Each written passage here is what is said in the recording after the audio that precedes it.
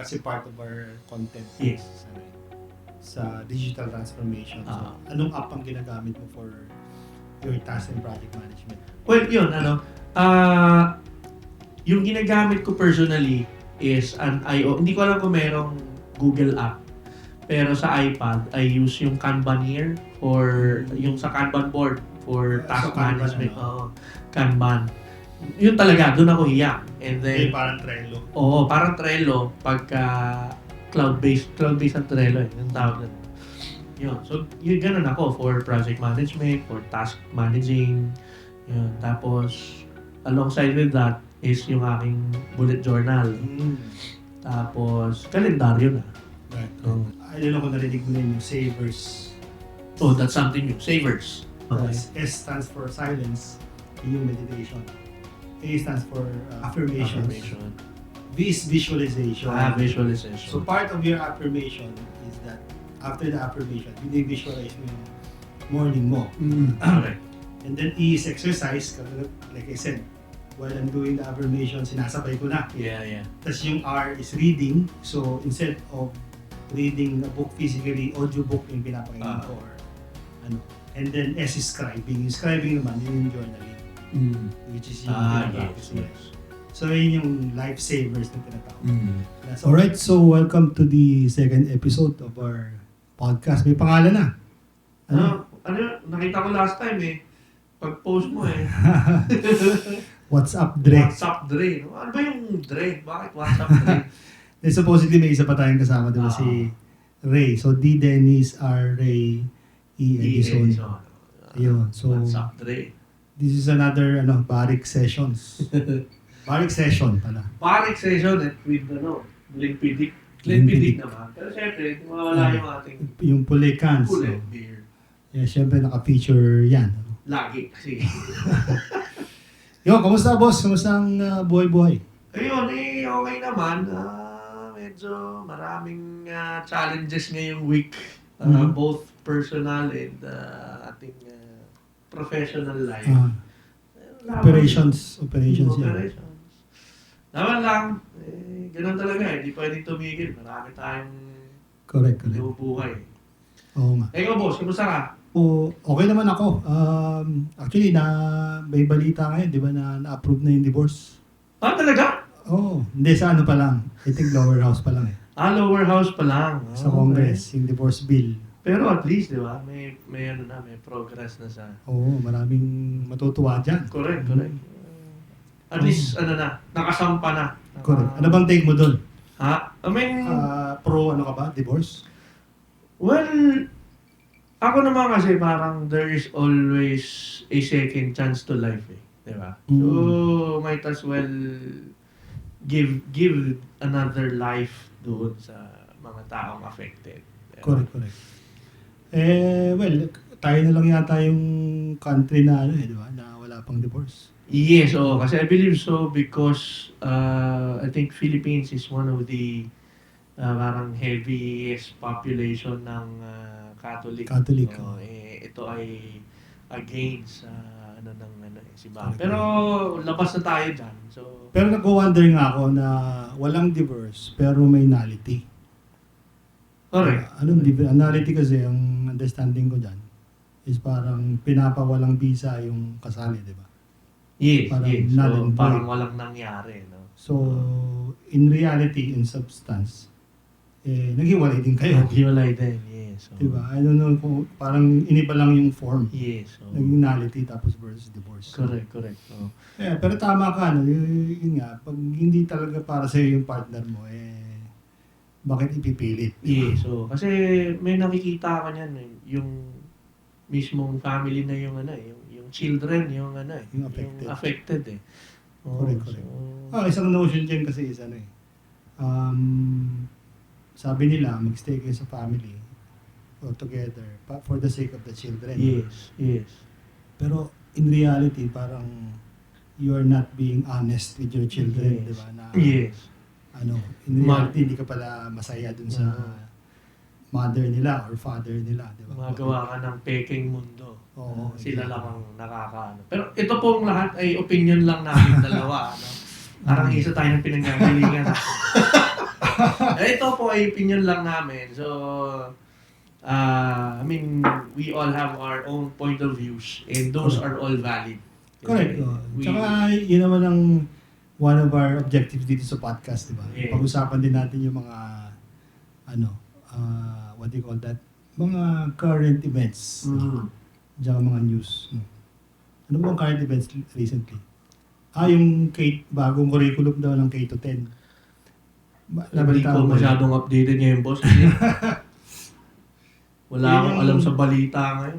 And then, nag-announce si Vice President Sara. Di ba siya yung nakasign sa deathbed? Yes, correct. So, parang meron silang changes dun sa curriculum K to 10. Okay. Which is some people are confused kung tatanggalin ba yung K to 12. Pero ang nakalagay doon is new curriculum for K to 10 for the K to 12. So medyo confusing talaga siya. So binabago lang yung grade 1 to grade 10. Pero yung K to 12 will still be retained. Pero alam mo, basing dun sa impact lately nung K to 12, parang hindi siya ganun karamdaman. Kasi ang alam kong pinaka-objective niyan is to give opportunities immediately to those students who cannot afford to go to college. Correct. Pero the industry has it still naghahanap pa rin sila ng diploma eh. Oo, ang masaklap no, one year experience nga kagad. Correct. So, I think kailangan kasama yung stakeholders when they're doing this within the TW, yung kanilang technical working group. Kasi hindi pwedeng school curriculum lang ang nag-uusap. Dapat kasama ang industry. Exactly. Kasi sayang eh. Diba? Yeah, tsaka sa ating mga magulang, affected din tayo dahil we have to pay additional 2 years. 2 years, diba? Tapos, yun nga, dahil hindi makakahanap ng trabaho yung kailangan mo pang enroll ulit sa college. So, it doesn't make sense, diba? Ba't di na lang gawing elective yung 2 years? Ayun nga. Tipong, kung magulang ako, kaya kung, hindi, sure yan, magka-college siya. Ngayon, kung di ka sigurado, mag-elective ka na lang, kuha ka 2 years. Correct. Hindi, at saka most of yung mga Filipino parents, yung kasing college diploma is parang trophy nila. Trophy yun eh, correct. Ngayon. So, hindi talaga uubra yung hindi sila magka-college. Correct. Tsaka isipin mo, parang yung dating last 4 years, kung abot kamay mo na yung diploma ng anak mo, nadagdagan pa ng 2 taon, di ba? Oo nga. Correct. Malaki yung, naalala ko nag-college ako 15 years old. Kasi nga, K to 10 lang naabutan natin. Correct. Yung anak ko ngayon, 15 years old, sabi ko, dapat college ka na. Dapat college. Correct. Pero, just grabe na rin yung presyo ngayon, yung eldest ko, na-enroll na siya this year parang nasa 50 na rin lang yun? Preschool. Nursery, preschool. Pumasok. So, grabe na, isipin mo, paano pa yung mga nag-aaral? Yung 50 na yun college ko na yata yun Isang sem na yun Totoo. Isang sem na siya So, ako yata isang sem is nasa 30, 35. Diba? Laki. Grabe ngayon. But anyway, so, ayun. So, anong natin ngayon na main topic? Well, dahil siguro busy tayo nitong mga nakaraang araw. Sa buong linggo tayong jump-up. No? Bakit di natin subukan pag-usapan yung time management? Okay. Alright. Sige. Pabisi yung mundo ngayon To the point na ako, hindi na ako nakakanood ng balita Correct. Diba? So what ang tema, the theme of our podcast, we talk about growth mindset. Yes. So hindi lang sa business but also kung meron kang career, personal, kung meron kang inaay na role or function. Yes. So what is a good growth mindset? And part of that is time management. Yes. And task management. So ikaw ba, paano ka ba nag-manage ng projects? Actually, dapat, yung isa naming wala dito, yung dapat ang mag-time management Si Ray. Boss Ray, pangalawang ng absent Busy masyado, busy. Pero hahabol daw siya ngayon, so Tingnan natin kung aabot. Sana makaabot. Para makakilala nyo na rin si Boss Ray. Nako, ano yun? Foreigner. Mistiso yun. Nako, buhok pa lang. Correct. O, cheers muna, cheers. Cheers. Barik session. Barik session. Ito po yung podcast na nag-iinuman yung mga nag-uusap. So, pwede kayo sumama kung gusto nyo. Sorry, before that, by the way, baka, they're wondering, parang iba naman yung location natin ngayon, di ba? Ay, oo. Yan ang namin dito paiba-iba ng venue para di naman kayo magsawa. So, nakita tayo ngayon, boss. Hindi kami sa living room. Ito yung mansion ni Boss Dennis. Pero ang home base pa rin natin, yung puli. Diba? Yes. From time to time, let's try to change the environment. Baka minsan nasa camping site. Yes. O nasa scuba diving site. Diba? Ito yung grupo na outgoing kasi. So, literally, we're going to talk anything under the moonlight. Lalo na pagka natuloy yung camping. No? Ayun. Subaybayan niya yun. Correct. Tsaka tayo kasi, kami ni Ed, parehong malikot mag-isip. Very innovative tsaka creative. Kaya, nag-aalain kami pagdating sa mga ganitong initiatives. Pinaganda lang ni boss. Pero ang totoo niyan, may ADHD lang kaming dalawa. Ano ang difference ng ADHD sa ADD? Actually, hindi ko yan masyadong na-explore pa. Pero, I think both of these have something to do with yung focus. Oo nga. Mixy. Ako kasi, parang ang attention span ko, 5 minutes lang yata per topic. Di naman, pero sometimes I really, lalo na pagka, alam ko kapag talagang passionate ako sa ginagawa ko. Kasi extreme naman ako. Yeah. Pagka alam kong passionate ako, I can do that all day long. Na very focus.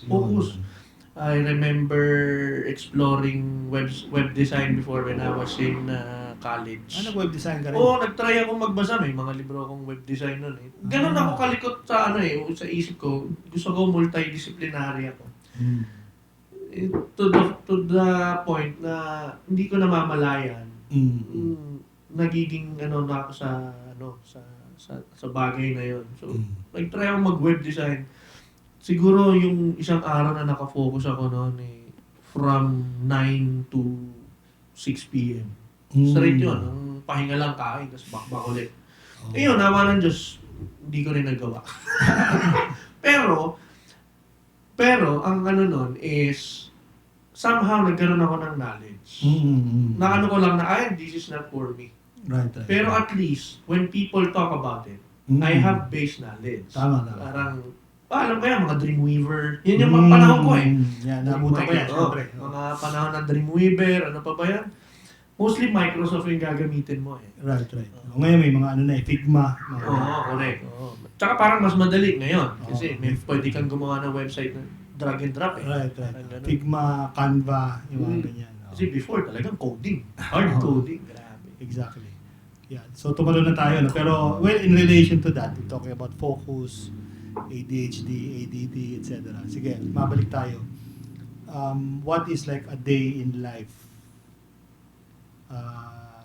in your case? Yes. And how you manage tasks and how you manage your projects? Before, ngayon ako, I'm still under adjustment. Kasi nitong mga nakahuling taon, ang laki talaga ng pagbabago sa buhay ko because of when I started establishing yung brewery. But before having the brewery, fix yun. I wake up 5 a.m. in the morning. I read books with my coffee. Routine ko talaga yan. Tapos, ligo, pasok. Then pagdating mo sa opisina, automatic, email ka agad. Diba? And then you set up your daily task sa opisina. So, sa umaga mong ginagawa yung plotting of your task for the day? Sa gabi, more on reflection ako doon. Ganon ako. Kaya ako, medyo hiyang ako sa bullet journal sa journaling per se. Kasi mostly pag nag-journal ka, reflection yan ang nangyari sa araw mo eh. Tsaka pag naman sa opisina kasi, ako napansin ko kasi, pagka nasa office ka, minsan doon mo na lang ma-identify yung dapat mong gawin eh. Ayoko naman kasing sirain yung nagawa ko ng plano. Right. Pag gagawin mo ng gabi, pagdating mo sa opisina, ay, may meeting kayo, may ganito, may ganyan, di ba? So, parang ang lakas makasira ng diskarte. Correct. Parang gano'n. So ako, doon ko na siya pinaplan. Right. Tapos reflection na lang ako sa gabi. Pero, for the sake of our audience, ano ba yung bullet journaling? Well, bullet journaling na-discover ko yan way back pa when I was still working. Ang nagpauso niyan is si Ryder Cornell yata, something like that yung name. Yeah, parang I remember that. It's a way of organizing your day and at the same time, well, it's a way of organizing your day by listing your to-do list in a bullet form. Right. At saka to physical notebook, hindi yung digital. Yes, physical notebook. Meron kang, actually may mga tamang sizes for ganun ba? Meron. Sizes pa yun. Yeah, okay. Meron kasi may mga notebook na hindi na siya, sa pakiramdam ba, hindi na maayos magsulat or masyadong maliit para makapag-design ka pa. Kasi may mga journal na may mga design eh. Yeah. Yung iba kasi stationary. Iba kasi ginagawang therapy yun eh. Right. Ginagawang therapy. Ako naman, more on yung kung ano lang yung dapat na purpose na isa. Task management. And then, ang kasama nun, meron kang daily gratitude. Meron, kasi, before you start your day, ewan ko kung paano sa'yo, boss, pero ako kasi, before I start my day, there are top 3 things that I should be grateful for. That's how I start my day. Right. Kasi parang pag good mood ka na, saan mo good mood ka maghapon. Maliban na lang talaga kung merong sumira ng magaling. Talagang bad trip ka ron. Hindi na iwasan yun. Hindi na iwasan talaga yun. Pero at least, meron ka ng baseline. Correct. Hindi, dapat good mood ako ngayon. Thankful nga ako eh. Right. And then, so, daily tasks, top 3 priorities mo for the day na dapat talagang hindi pwedeng hindi yan maano. And then, I have my gratitude. And then, quote of the day. And then, I have my reflection sa baba. Alright. And then yung pagkagising mo, di ba? Mga ilang minutes yun? How many minutes or hours does it take? Yung reflection yung pinakamatagal talaga. Kasi sa gabi ko siya ginagawa. Sa gabi ko sinasara yung journal ko eh. Okay. Usually it takes me about 1 hour para maisara yun. But yung sa umaga, mga 30 minutes para ma-plan mo yung daily task eh. Okay. Got it. Sa reflection, what normally you write dun sa reflection? Sa reflection, kasi ako ay also practice yun yan, stoicism. More on ganon. On how my day went. Okay. Parang ano yung kung saan ako feeling ko nagkulang ako or kung meron akong feeling ko maling desisyong nagawa or nakasakit ako ng tao, hindi ko na siya ulitin. Kasi ang tendency when you write it down, nagiging sincere ka eh. Right. Kung ano man yung isulat mo dyan, magmamanifest yan sa'yo. Correct. Diba? Parang saan ko ba narinig yun? The moment you write it down, it is yours already. Right. Parang law of attraction. Law of attraction. So, anything na isulat mo doon, sa akin naniniwala ako na magagawa mo siya, ma-achieve mo siya, or magmamanifest yun. Parang gano'n. True. Okay. So ayun, ganun yung daily routine ko ng journaling. Ikaw ba, boss? Paano sa'yo? Well, I think, in terms of discipline, we're, kinda mostly the same. So, I also wake up early, like, ideally 5 a.m. But at times, hindi perfect, no? At times, especially may mga moments kasi na hindi ako makatulog. Yes. Hindi naman lagi, but there are moments.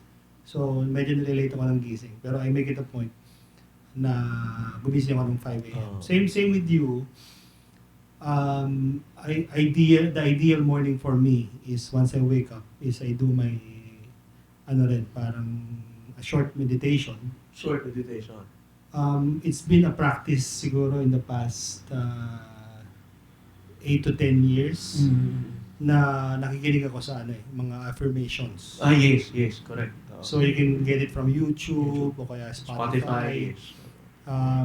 And I'm doing it while I'm working out.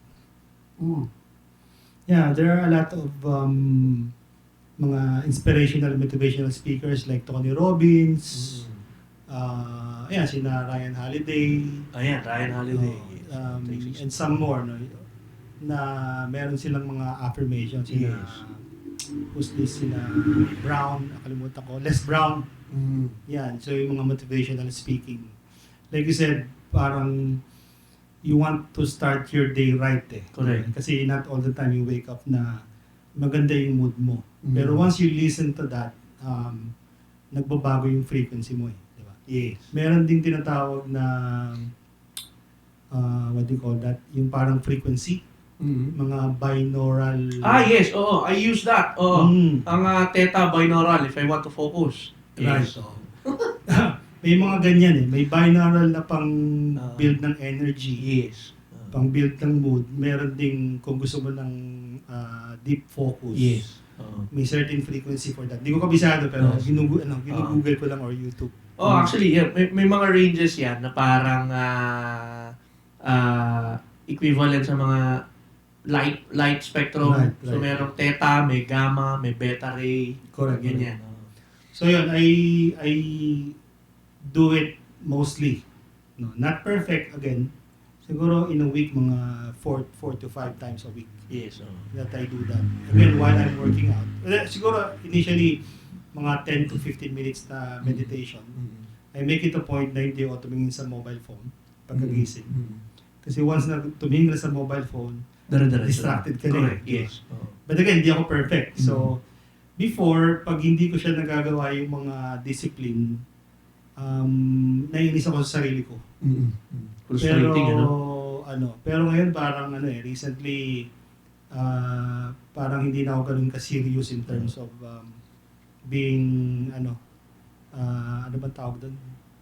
Being hard on myself. Exactly. So, pag nainis ko, okay lang, sige, do it again next time.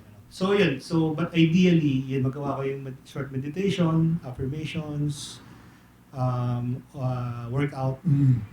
So, before pandemic, naka-enroll ako sa Anytime Fitness. Yes. But now, dinala ko na rin yung gym dito sa bahay. Meron akong small gym dito. Na if not cardio, I do weightlifting while I'm listening to those affirmations. Correct. Yung affirmations actually, ano lang yun, mga 10 to 15 minutes. Yes. And after that would be, if not audiobook, podcast. Yes.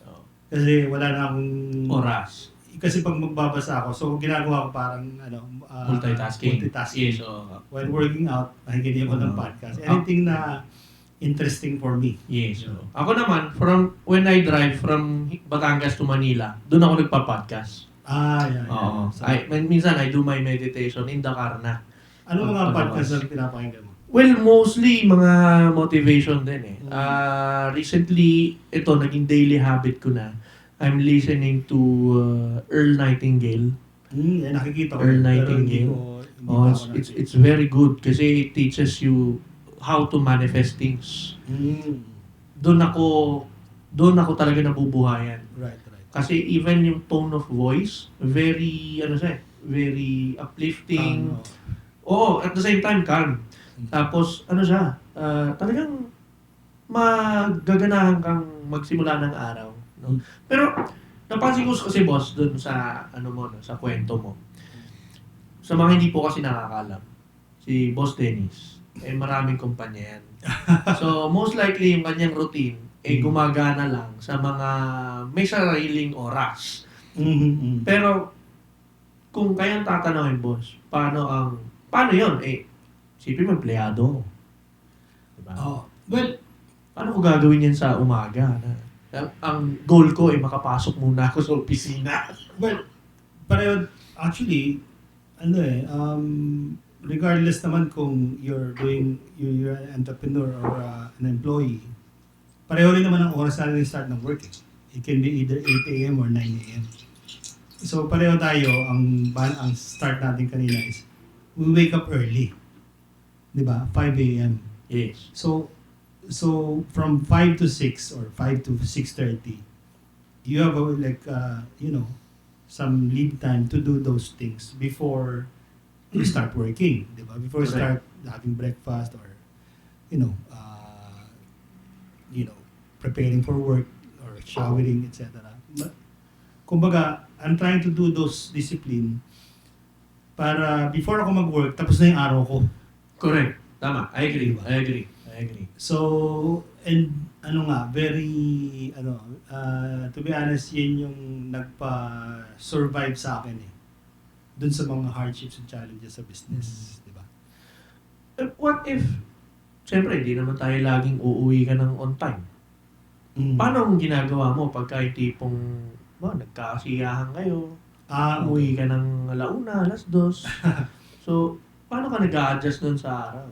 Well, to be honest, when I was in like early 20s to probably early 30s.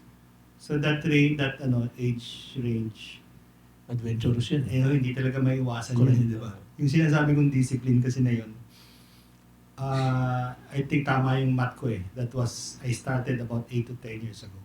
At that time, I was like in my mid-30s na. Ganun po ka-technical si Boss Dennis. Na-estimate niya kung kailan nangyari yun. I'm just making sure na consistent ako sa kwento ko. Diba? Nung nag-start ako nung ganung discipline, when I was parang na-outgrow ko na yung mga party days. To be honest. Yes. Pero, of course, if with my maturity probably and my age now, I should have done din yung mga ganong discipline before at an early age. Pero hindi ko rin masisisi kasi that age kasi talaga is very like you said, parang adventurous. Yes, correct. So talagang puyatan yun eh. Diba? Puyatan, party, kahit normally Wednesday night and Friday night papasok na yan. Yes. Mga invites of friends, etc. But it all boils down din nga sa what you value. Correct.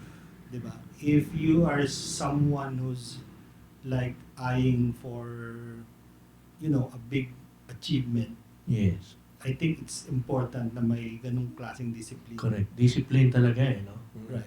Pero kung parang medyo freewheeling ka lang, hindi ka pa sure kung ano yung gusto mong marating, di ba? Okay lang din naman na, I don't judge those people who's like at that age nagpa-party or what. Correct. Yun nga, everything will boil down sa one word, which is discipline. Correct. No? Kasi itong mga ginagawa natin is the result of discipline in the form of a habit. Right. No? Exactly. Kasi, isipin mo, gigising ka ng 5:00. Yun pa lang, it's not an easy task. Exactly. Diba? Uso dyan yung 5 minutes pa. Hanggang sa snooze ka pa, di ba? So, doon pa lang challenge na eh. Hindi ka pa nakakahawak ng ballpen at papel eh. Right. Challenge na yung pagdila. Ang dami mong alarm. Correct. So, dami mong alarm. Actually, nangyayari sa akin yan. Kaya ang ginagawa ko, sinasite ko yung brain ko before. Nakaset ako na 5:00 babangon. Pero ang alarm ko, 4:15. Kasi parang ang thinking, ang dinudugas ko yung brain ko na gising ka na eh. Gising ka na para babangon ka ng 5:00. Especially when I was working sa Taguig before, kailangan maaga ka eh. Right. Kasi 5 minutes na malate ka ng alis sa bahay, mahirapan ka sumakay. Mahirapan ka na. Kasama mo na yung mga tao na paluwas din. Correct. Kasi nagbabiyahe lang ako noon eh. So, kailangan kong mag-adjust, kailangan kong dagain yung utak ko kung paano siya tumatakbo. Kasi, So, ano yan? Parang life hack. Life hack. Oo, life hack. Alam mo nang tamad ka eh. So, dugasin mo siya. Yeah. Diba? In a way, effective naman. Except for those days na talagang uwi ka ng 1:00, 2:00. Hindi maiwasan eh, no? Pero, matanong ko na rin, boss, back then, masasabi mo ba na yung habit na yun, meron ka na at saka nakabuo ka na ng system mo? Oh yeah. I think for the longest time, hinahanap ko yung system na yan eh. Diba? So, yung sinabi ko kanina, yung sa morning routine. Actually, may abbreviation ako din. I don't know kung narinig mo na yun, yung SAVERS. So, yung S stands for silence. Oh, that's something new. Savers. Yeah. So, Nakalimutan ko na yung author nito eh. But Okay. S stands for silence, yun yung meditation. A stands for affirmations. Affirmation. Okay. V is visualization. Visualization. So part of your affirmation is that after the affirmation, binivisualize mo yung morning mo. Correct. And then E is exercise. Like I said, while I'm doing the affirmation, sinasabay ko na. Yeah. Tapos yung R is reading. So instead of reading a book physically, audiobook yung pinapakinggan ko or ano. And then S is scribing. Yung scribing naman, yun yung journaling. Which is yung pinapractice mo. Yes. So yun yung lifesavers na tinatawag. Na sa umaga pa lang, nagawa mo na lahat. Pero there's one important factor na wala dito na natutunan ko to during pandemic. Which is very helpful dun sa circadian rhythm mo. Okay. Sunlight. Yeah. Kasi meron akong pinapakinggan si Andrew Huberman, podcast din to. Ano siya, neuroscientist. Sa kanya ko natutunan na ang sunlight pala is an essential part of your circadian rhythm. So pag hindi ka makatulog, actually sinasabi nila hindi ka makatulog. Yung ang formula pala para makatulog ka ng maayos, maiwasan mo yung insomnia, is piniprepare pa lang siya sa umaga pa lang. Okay. Which is ang key doon is the sunlight. So you have to expose your eyes at least 10 to 15 minutes sa sunlight. Not directly looking at the sun, syempre. Sira yung makamulon din. Pero at least yung nasa outdoor ka, yung indoor na may sunlight, hindi pa masyado effective yun. Yes. Actually, may app na pangsukat ng sunlight. Talaga? Luminance. Luminance. So, unit of measure doon. Okay. I forgot the details, pero yun nga. Ang ginagawa ko is, when I work out, do those things, do affirmations. Outdoor, I do it outdoor. Mapapansin mo yan eh. Iba talaga yung feeling pag lumabas ka sa umaga. Doon ka magkakape sa labas instead of doing it indoor. Yes. So yung mga nasa condo, yun yung challenge. Kasi, maliban na lang kung meron kayong balcony sa labas, sa terrace. You can be exposed in sunlight. Pero during pandemic, the reason why maraming nagkaroon ng mental health issue because hindi sila na-expose sa sunlight. So, yun, that's one trivia. Talaga? Key in yung mental health. Sa bagay, no? Kasi, mapapansin mo naman din yan sa halaman eh. I mean, walang halaman na nabubuhay ng walang araw eh. Correct. There's no such thing talaga as indoor plant. Correct. Kailangan ilalabas mo pa rin siya. Kasi kailangan niyang maramdaman na may init eh. Correct. So, I think same din yung effect noon sa atin, no? Exactly. Correct. So, yun yung key. So, sinasabi ni Andrew Huberman, when you have that discipline and practice and habit to expose your eyes sa sunlight, then most likely yung circadian rhythm mo and yung sleeping patterns mo will improve.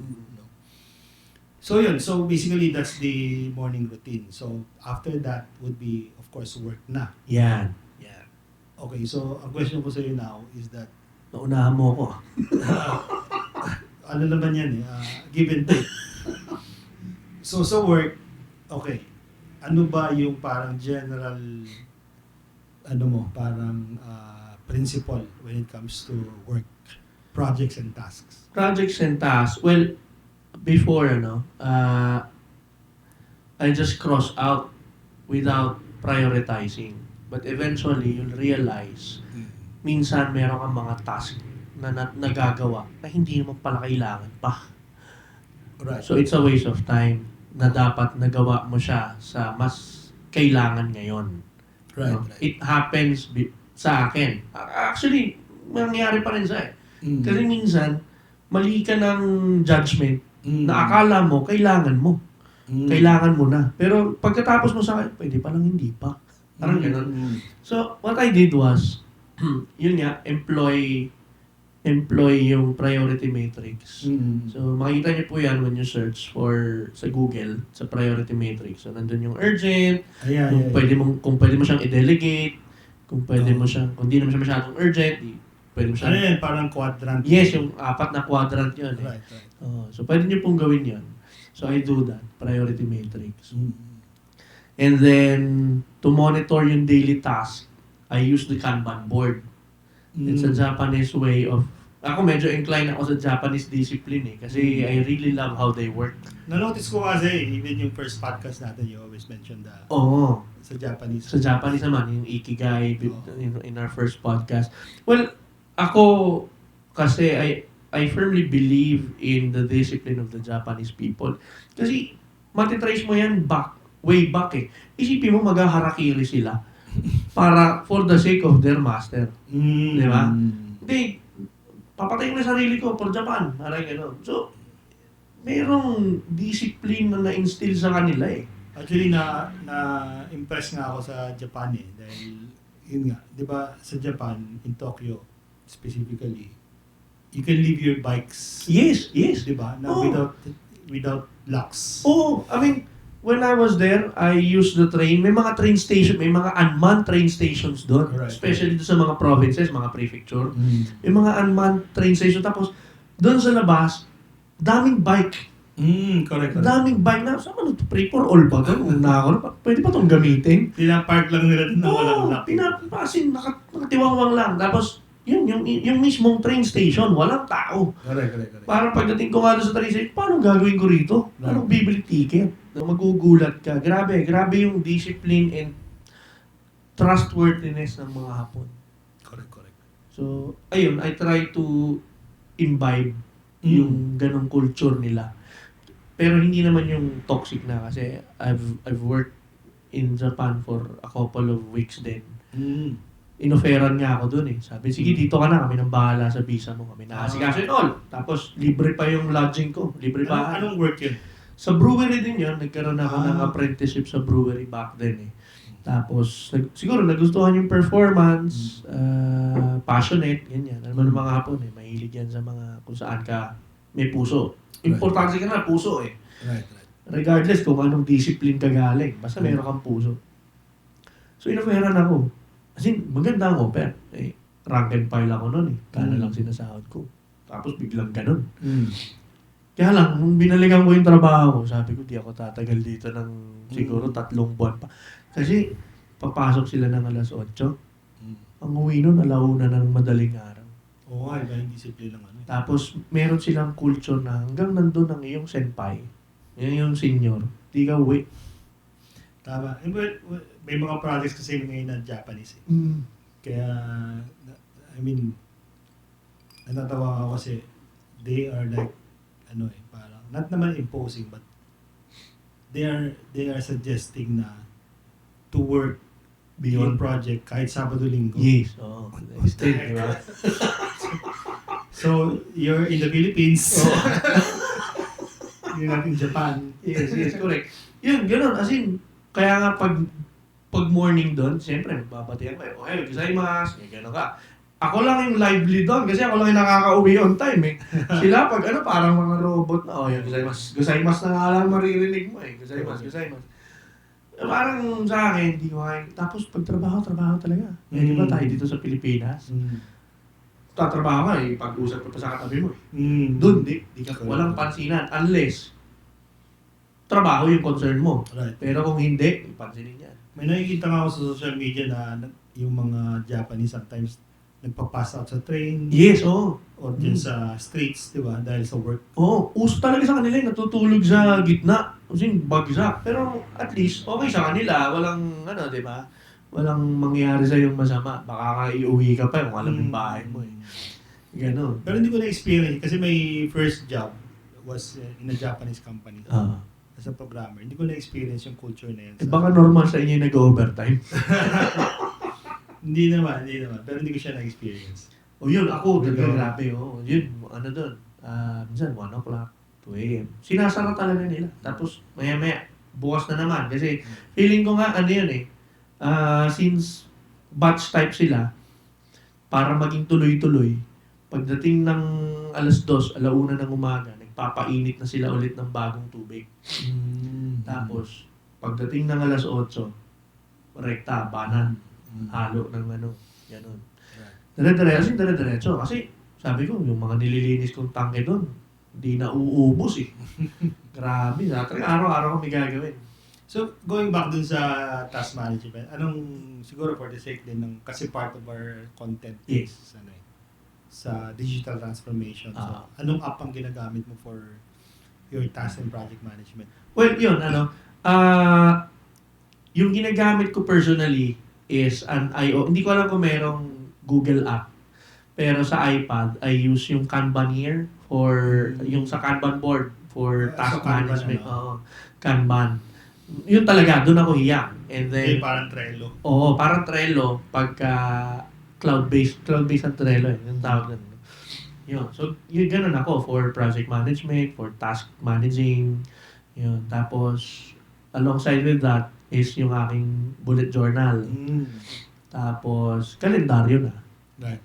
Kaya ikaw ba, boss? Paano ka mag-ano ng ano? Ako naman kasi, I think I've shared last episode about Agile, di ba? So, I have a roadmap and then I split it into milestones. A milestone can be a span of 2 to 3 weeks per sprint ang tawag natin. Pero me personally kasi, I think na-share ko na rin sa social media is my number one rule in the workplace is communication. Right? Like communication in terms of acknowledging messages, acknowledging emails. Kasi in any task or project, ano yan? Input, process, and output. Correct. Diba? Ngayon, if you're not good in managing inputs, I think nararanasan natin to diba? Na minsan may kausap ka ka-meeting. And sinabi sa'yo na, hey, can you get back to me next week? Most of the time, yung kausap mo, hindi ka babalikan. Kung hindi mo ipa-follow up. Kaya I don't know kung sa Filipino culture yan, yung ganyan sa Western culture. Pero that's one thing na na-notice ko na when people commit na babalikan kita bukas, babalikan kita next week, hindi ka niya babalikan. Huwag ka nang umasa kasi hindi ka niya babalikan. Correct. Or diba yung kausap mo, sige gawin natin yan. And then, tapos na, hindi ko na siya narinig. Correct. Diba?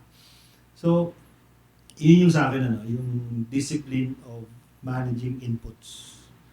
The input can be, again, an email, a meeting, etc. I'll make sure na whatever it is na nasa minutes of the meeting, regardless if it's properly documented or not, kung meron tayong idea, dump board, ako naman meron akong inbox of inputs. Ang ginagamit ko na app is simple lang. I tried a lot. I tried Trello, I tried Jira, I tried Asana, to-do list, tick app, etc. I ended up with a free Google Task at saka Google Calendar. Kasi pareho lang yung concept pinalawak lang. Ginawa lang fancy ng ibang app. Correct. Pero it's more of a system. So, mayroon akong folder doon of inputs. So, pag nasa meeting ako or may nag-message sa akin na nakahang, na hindi na-close yung particular task na yun, nilalagay ko siya sa input. Inbox, I call it an inbox folder. Kasi nakaplano na yung day ko So, if it's not really urgent, nakalagay lang sa inbox. Pasok lang ng pasok doon. Now, at the end of the day, doon ako gumagawa ng parang planning for the following day. Okay. Now, dun sa planning ko for the following day, nandun lahat yung i-schedule ko ngayon, kailan ko gagawin yung nandun sa inbox of inputs from different channels. Correct. Can be from, again, daming channels na ngayon. May Viber, may WhatsApp, meron pa kaming Slack, may email, may social media, etc.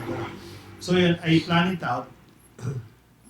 Ganun din. So parang may priority matrix. Correct. Hindi na ako nagtatali talaga on a quadrant and whatnot kasi ina-assess ko na lang siya by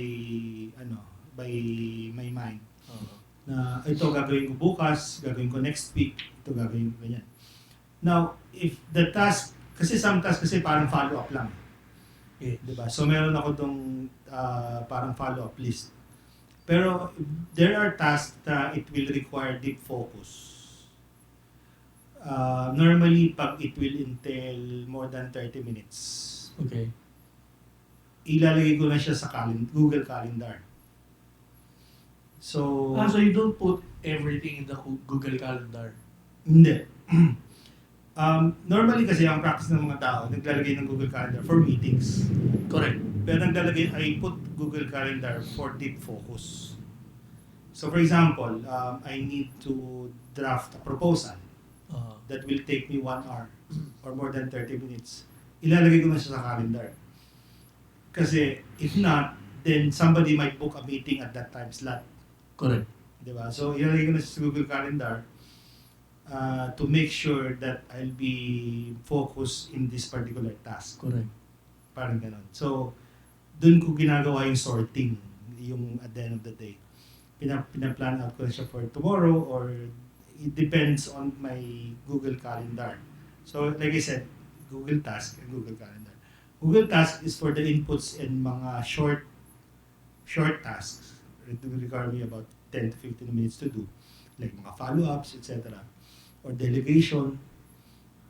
And then pag ako mismo yung gagawa ng particular task that will take 30 minutes, Google Calendar ko na yun. So that's how I manage my task. But for my team collaboration, we use Jira naman. Jira. Project management. So project management. Correct. So yun naman for team collaboration. Parang ganun. Pero halimbawa, yun nga, tulad may inbox ka. Paano pagka dumating siya sa puntong sobrang dami niyang laman and it gets overwhelming for you? How do you chunk it down? That's the art of dun mo ngayon papasok yung art of delegation. Diba? So, as much as possible, lalo na if you're in a managerial position or top position, you delegate things. Diba? But Correct. there are things that you cannot delegate. Ikaw talagang gagawa nun. Diba? Now, pag may mga overwhelming tasks na and yung sinasabi mo na parang fully loaded ka na talaga, doon na papasok yung reflection. Yeah. Diba? Yung parang reflection na you have to change things. Yes. Either you hire people, Yes. diba? Or yun nga, you hire an assistant, you delegate it, or and whatever. Sabihin, hindi na nag-work yung system mo Correct. because fully loaded Fully ka na. loaded na. So, I mean, for you to say na manageable yung nasa inbox mo. So, sige, hatiin natin. Merong easy, medium, easy, normal, and difficult. So, how many easy, how many normal, and how many difficult yung tolerable para sa'yo na masabi mo, okay, manageable pa to. Yeah. As long as my 8 hours a day is not occupied, so manageable pa siya. Or probably for the entire week. That's how I manage my generally my task overall. But again, the key is yung going back to my number one rule in the workplace is communication. Input, process, output. And maraming tao is that they're not good in managing inputs. They are just letting go of the inputs. Kasi sa akin, if you're not managing the inputs, then you're not doing your job. So that's my general principle in a workplace. Grabe yung discipline mo, boss. Talagang walang kahit pinakamaliit na bagay. Sa bagay, na-witness ko talaga yan kay Boss Net. Talagang, actually, nung meron siyang sinabi sa akin, alam kong gagawin niya talaga yun eh. Wala pang ilang araw, nagbalita na sa akin. Boss, okay na. Correct. Hindi, tsaka ako, ganun din, pag alam kong hindi ko magagawa, sinasabi ko na. Diba? Yun din yung isa sa mga issues sa workplace na at times may nakikita silang problema but they are just tolerating. I think na-discuss natin to last time sa last episode natin. Diba? They're just tolerating the problem. Bahala na kung ano mangyayari dyan and then they just focus on my job. And one of the keys din talaga is accountability.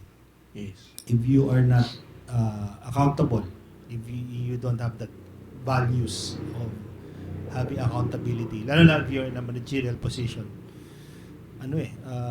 you'll not be an effective manager. I noticed to sa mga employees, no. Again, my orientation mostly is entrepreneurial. Yes. But I noticed sa mga employees is that they, as much as possible, pinapasa yung trabaho sa iba. They don't have that accountability na sila yung sila yung, especially if you're a manager. At the end of the day, ikaw yung accountable dun not your team, di ba? Correct. Pero maiba lang ako ng content. Kasi nabanggit mo na rin no? How do you go over with tasks na di mo naman to trabaho pero nasa iyo? Trabaho niyo to dapat Correct. How do you go over with that? Kasi minsan di talaga maiwasan di ba? Lalo na kung yung isang tao na yun ay almost non-functional. So, more or less, akuin mo na nga. So, how do you go over with this type of scenario? Alright. Pagdating kasi sa ganyan, I'll be technical diba? So, the first step is to analyze ano ba yung organizational chart nyo in your company, di ba?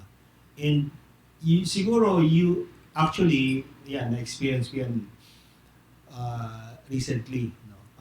Because I think I've shared this na I'm managing marketing and technology, di ba? Correct. But pagdating sa customer service, we have a separate department for the customer service. Okay. Now, when it comes to we have a channel kasi sa Facebook where customers can, raise their concerns, complaints, etc. And the department who manages that channel is the customer service.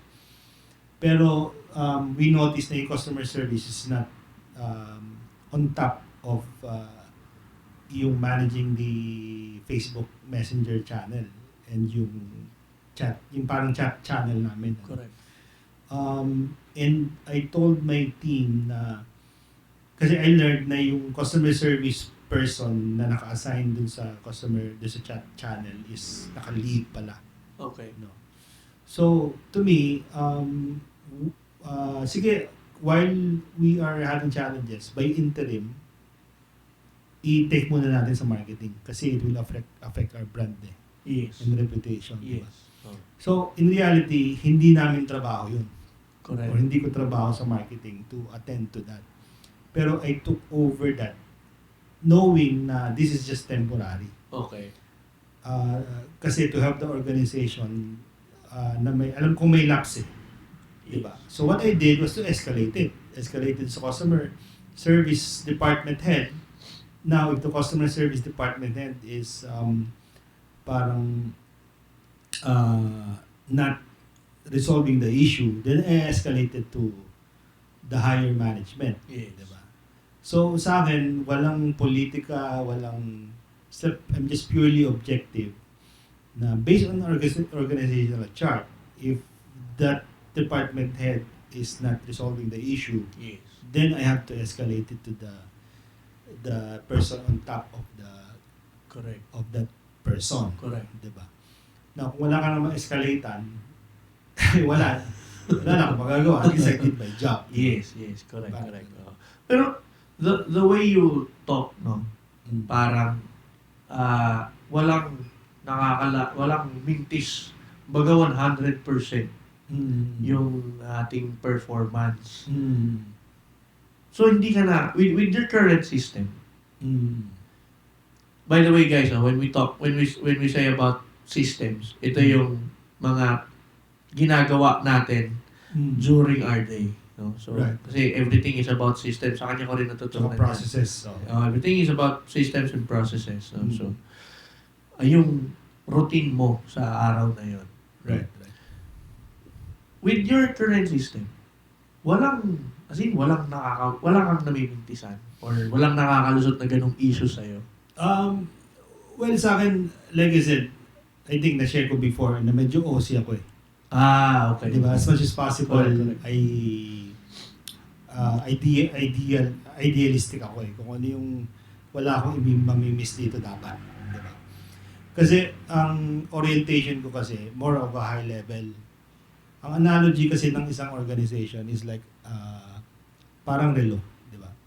In a clock or a watch, may mga gears dyan, di ba?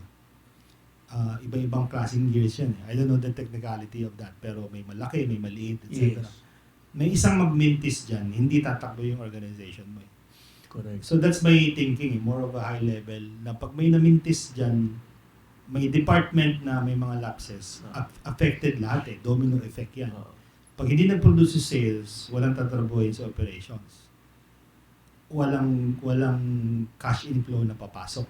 Correct. Di ba? Pag hindi naman inattend ng operations yung fulfillment and delivery, same thing. Hindi ka rin, wala rin cash flow na papasok. Di ba? Correct. So, again, I'm looking at it, I'm trying to be vigilant on all aspects on an organization.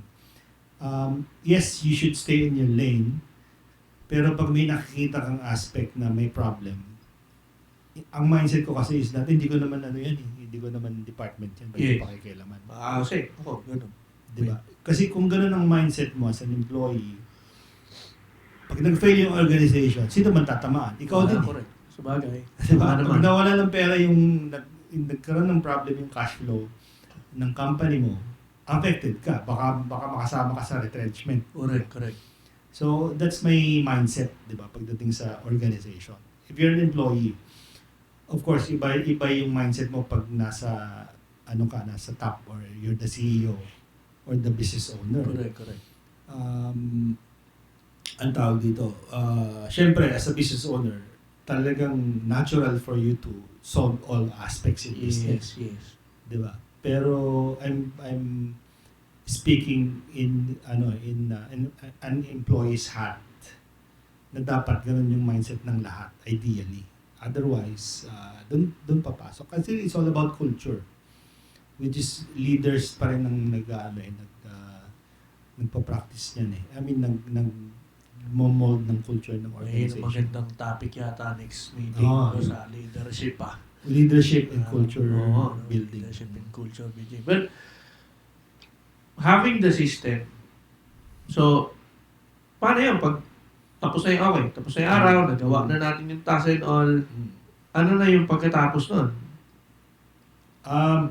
Yun, actually, that's a good question. Yun naman yung mga extracurricular, di ba? Sige, ikaw muna. What's your routine naman after work? Ako lately, boss, talagang nasira. I'll be honest, I'll be very honest. After, when I started establishing the brewery, simula noon from I think 2018, late 2019, late of 2019, tumatama na yung Glenfiddich, baka naman sa susunod, tumatama din eh. Late of 2019, we started the brewery expansion. Simula noon, sira na talaga. Nasira yung system ko. So up until now, I'm still finding it again. Yung tamang system. Ngayon, alam mo, sa totoo lang, hindi ko na-enjoy yung hindi naman sa hindi na-enjoy, but very challenging yung everyday ko ngayon because medyo maraming So in other words, parang sira talaga. Wala ka masyadong sistema. Ngayon, I mean, ang sigurado lang na nagagawa ko ngayon is after nung nangyari siguro 2023, no? Siguro mga late 2022. Doon lang ako ulit nagsimulang magbasa. Makapagbasa every morning. Yan. And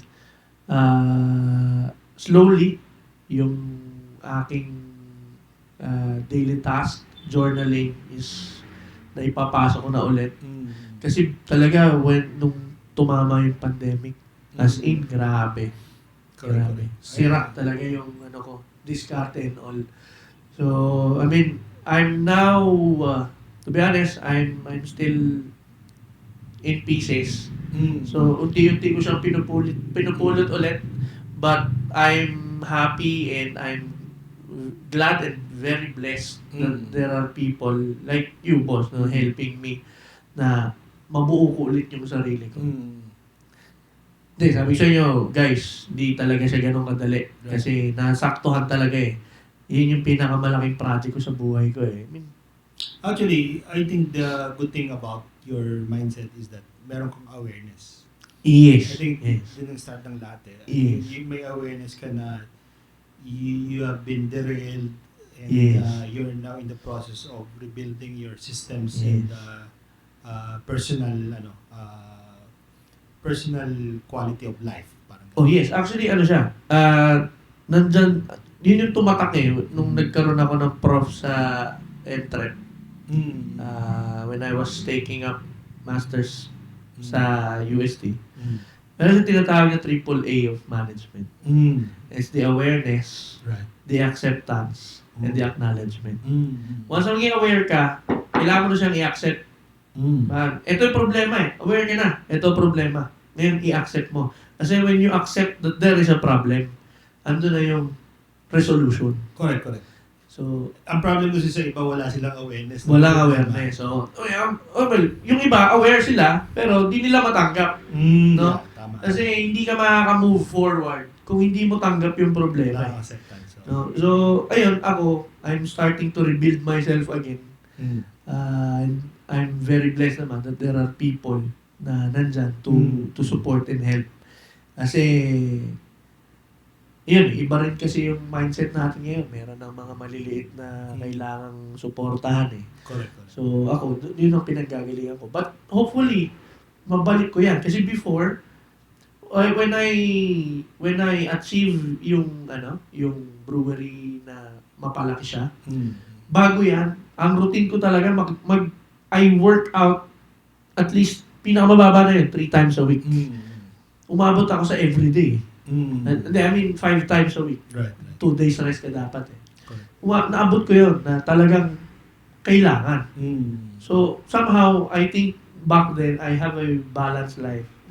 Nagkaroon lang talaga ng ano. Kasi I still get to enjoy yung personal kong buhay after working.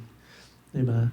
Kaya lang when you dive into the unknown, grabe yung entrepreneurship, you can be an entrepreneur, but I must say now that entrepreneurship is not for everyone. Hindi siya pwede sa mahina ang puso eh. Correct. Kasi babaliwin ka talaga. Muntik na ako mabaliw eh. Grabe.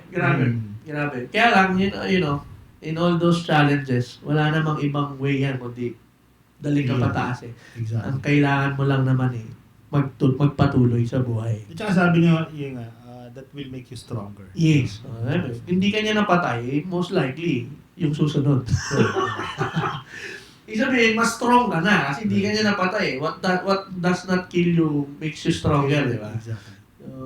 Ako naman, actually, fortunately, I came across with yung concept of mindfulness in my early 20s. So, I think marami people are talking about mindfulness, carpe diem, etc. Yung being in the present. Yes. So, I learned that when I was kasi before kasi I think nabanggit ko na OC ako, no? And I'm ayoko ng OC, yung parang pagiging OC. And nag-research ako, what is the proper mindset, may tinatawag na CBT, Cognitive Behavior Therapy, correct, to solve your OCD and whatnot. And then I came across with mindfulness. So in my early 20s, natutunan ko yun. Now, nagkaroon na ako acceptance sa OCD, and I think na-mention ko last episode na parang yung OC-ness ng tao is somehow, if you're an entrepreneur, it's a good trait. Yes. Kasi otherwise, magiging chaos yung... sabog talaga eh. Masasabog ka. Pero my point is that part of my system is that making sure na all the things that I do, I'm mindful. And part of it, kasi kanina sabi ko, I take care of my body, like workout, diet, etc. Again, hindi ako perfect. Sometimes I eat, I don't watch what I eat, pero most of the time I watch what I eat. No? Workout, and then I take care of my emotions. Yun nga, yung sinasabi kong daily routine. I also watch my words, making sure na I'm properly, communicating or expressing my thoughts, Yes. diba? And then I'm mindful about work. And then after work, talking about that, is I'm mindful about relationships. So I make it a point na after work, my next step is at least an hour of spending time with my loved ones. Actually, naging discipline ko yan na I'm not around with my, kasi I have a 20-year-old which is now already working. I have a 15-year-old and then I have my 8-year-old. May 20-year-old na, pero wala sa itsura, no? Walang problema to eh. Yeah, so after work, I make it a point not to call each of them. I'm with my 8-year-old, my 15-year-old, but my 20-year-old, I always call her. And once a week, we meet for dinner, etc. Of course, with my partner now, I'm very mindful when it comes to dinner na wala, isasatabi ko lahat. And I'm mindfully talking to her, what happened to your day, what are the challenges, etc. etc. So, yun, my point is that I'm really allotting my time dedicated to my loved ones. Correct. Di lang of course, yung social lives with friends like you Correct. and my colleagues and my friends. No? So yun, the relationship. I'm also mindful with art. Kasi tumutugtog ka, no? As you may know, yun nga, I try to learn a new song sa guitar or sa singing. May bago ka na bang page, boss? So, yung solo. Right. So, yun, yung creativity ko naman, actually, nakakatulong siya sa, what do you call that, parang stimulating especially yung memorization. Oh, yes, correct. Parang ganun. Kasi you're memorizing the lines, the chords, Correct. etc. So, I'm trying to improve yung musical talent, yung art side naman. Dati, I think napag-usapan natin kanina about photography. Yes. I tried that. I tried, pero nag-stick ako sa music. Ayun, and then personal improvement, sa gabi, kung sa umaga nag-audiobook ako, sa gabi naman nagbabasa ako. So it can be an ebook, or it can be, current events, news, social media, etc. So that's my, yun yung ko sa night time. And then from time to time, nag-journaling din ako. Yes. Before, nagagawa ko siya everyday. Pero mahirap. sa ngayon, ginagawa ko na lang siya pag meron akong emotions na gusto malabas. Correct. Parang ganun. Kasi yung problem sa mga lalaki, minsan wala ka naman talagang masabihan eh. Correct. So ang ending, isulat mo na lang. Diba? Sila na lang yung talaga nakakarinig, papel. Right. Pero at the end of the day, generally, high level is it's all about integrity. Correct. Kasi values yan Correct. Integrity as much as possible. You play life the right way. Correct. Parang gano'n. Hindi maiwasan, you're not perfect. Correct. Pero inabanggit nga natin kanina, you shouldn't be hard on yourself, di ba? Pag mayroon kang namimiss, may mga lapses ka. Pero at least you're aware na kailangan mo mag-improve and you have the integrity that you're doing things the right way all the time. Parang ganun. So, you seem very composed, relaxed, and anong secret to composure? I mean, managing emotions. Kasi ako, personally, nag-i-snap talaga ako madalas. It's really, ewan ko, baka may mga kapareho ako dito sa mga viewers natin. No? But sometimes I really find myself having difficulty in managing my emotions. So, minsan kahit hindi mo naman minimin, but hindi ka galit sa tao eh. Hindi ka galit sa tao. Ang problem is you are frustrated with the situation. Right. So how do you go over that? How do you deal with that? Kasi minsan, you are emotional because you are always relating the situation or the event na yung term din nasabi na self.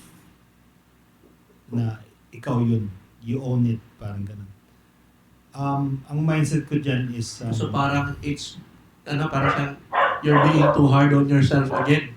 Right. Parang parang masyado mong pinipersonal everything, di ba?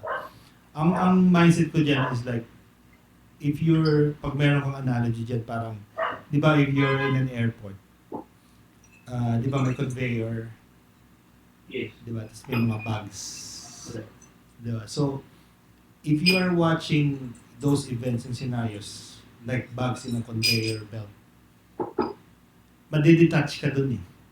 You know what I mean? Na-attach ka because parang feeling mo you're being attacked and whatnot. Pero if you're looking at it from afar and imagining those situations in events like a bag in a conveyor belt na papasok yung dadaan tas mawawala. Your thoughts is like that eh. Papasok, dadaan, tas mawawala. Without being parang just being detached from it. At the same time, being objective and not being judgmental. Parang nakatulong sa akin yung ganung mindset. Well, thank you, no? Kasi it sends some light. Kasi it really, medyo, sa akin yung word na detachment eh. Medyo cloudy, medyo, yung dating nun. But, na-realize ko when you shared yung ganung klaseng analogy, no, yung metaphor na yun. It's about being a third person. Right. No? Exactly. Parang you zoom out. Dito ka lang sa taas, parang ibon na nonood ka lang. Balang patayan dyan. Parang ganon. Pagka ganon kasi yung vision mo, yung mindset mo, parang hindi ka na-attach dun sa situation. Correct. Parang ganon. You're just watching from afar and observing it without attachment. Actually, tinuturo yan sa Buddhism eh. I forgot the term, pero may 3 things actually na nakatato sa akin yan. One is, all things are suffering. Suffering. Yes. Regardless of what it is, you'll always suffer. Pag yumaman ka, magsasuffer ka pa rin. Correct. Marami kang pera, magsasuffer ka po dyan, ang gagawin ko sa pera ko, or kinakabahan ako, baka nakawin, di ba? And then, all things are impermanent and temporary. Di ba? Yung galit mo na pinag-uusapan natin kanina is just temporary. Correct. Papasok yan, pero mawawala yan. Di ba? And then, yung sinasabi nila na yung detachment sa self. Yes. Diba? There's no such thing as self. Yes. Correct. Parang you just watch things from afar, observe without judgment. Actually, I've come across that yung sa Buddhism. Actually, nagkaroon ng time na feel ko na convert kaya ako to Buddhist. Tapos, I came across this, Taoism. Diyan din. Kasi, I find them, devoted Catholic ako. Pero I find the teachings more straightforward. Right. Na walang ibang interpretation eh.